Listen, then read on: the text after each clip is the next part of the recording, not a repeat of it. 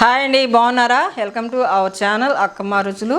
ఈరోజు మంచి ఒక రుచికరమైన స్వీట్తో నేను మీ ముందుకు వచ్చాను.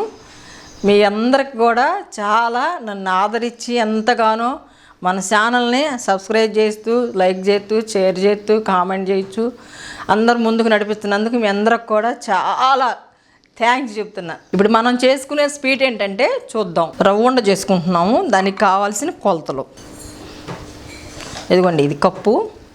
ఈ కప్పుతో నేను కొలుచుకుంటున్నాను. రైస్ గిన్నెకి వచ్చే కప్పు ఇది.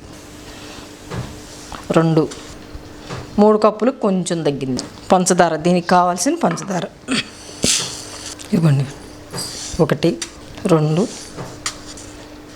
మనం ఎంతైతే తీసుకున్నామో ఇది కూడా అంతే సమానంగా తీసుకున్నాం. చూడండి, కరెక్ట్ కొలతలతోటి దీనిలోకి కిస్మిస్లు, జీడిపప్పు, పచ్చి కొబ్బరి కొంత, వీటన్నింటిని తీసుకుని మనం వంటగదిలోకి వెళ్దాం. పొయ్యి మీద పెట్టుకొని నెయ్యి వేసుకుందాం. కొంచెం కిస్మిస్లు, జీడిపప్పు వేపుకుందాం చక్కగా నెయ్యిలో. సిమ్లో పెట్టుకొని వేపుకోవాలి ఇవి చక్కగా. చూడండి ఒకసారి.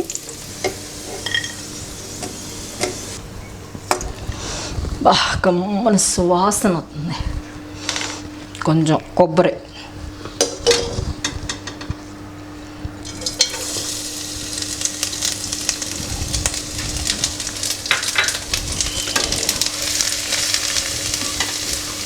కొబ్బరి నేతిలో వేగితే ఏమవుతుందంటే పచ్చివాసన పోతుంది, కమ్మగా ఉంటుంది. చూసారా, ఇలాగ వేపుకోవాలి. ఇప్పుడు రవ్వ వేపుకుందాం.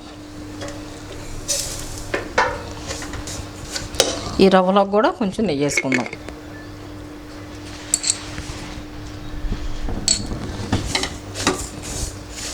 చక్కగా ఇది మాడకోకుండా దోరగా వేపుకోవాలి. సిమ్లో కాకుండా, హైలో కాకుండా మీడియంలో పెట్టుకొని వేపుకోవాలి. ఇది రవ్వలోకి పల్లీలు 1 కప్పు తీసుకున్నాను.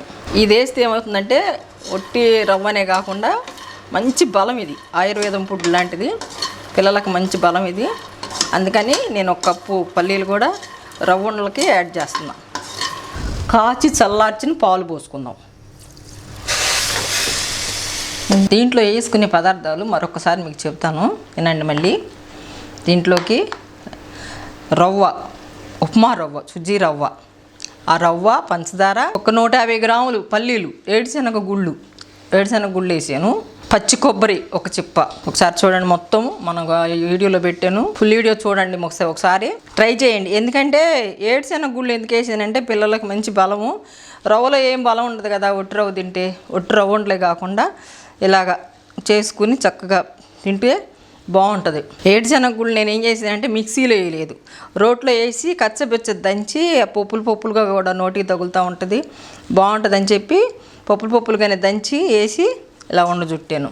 చూడండి, మీరు కూడా ట్రై చేయండి. పిల్లలకు చేసి పెట్టండి. పిల్లలకు మంచి బలమైన ఫుడ్ ఇది, మంచి ఆయుర్వేదం ఫుడ్ లాంటిది ఇది. మీరు ఒకసారి చూసి పిల్లలకు చేసి పెట్టండి. పెట్టి లైక్ చేయండి, షేర్ చేయండి, కామెంట్ చేయండి, సబ్స్క్రైబ్ చేయండి.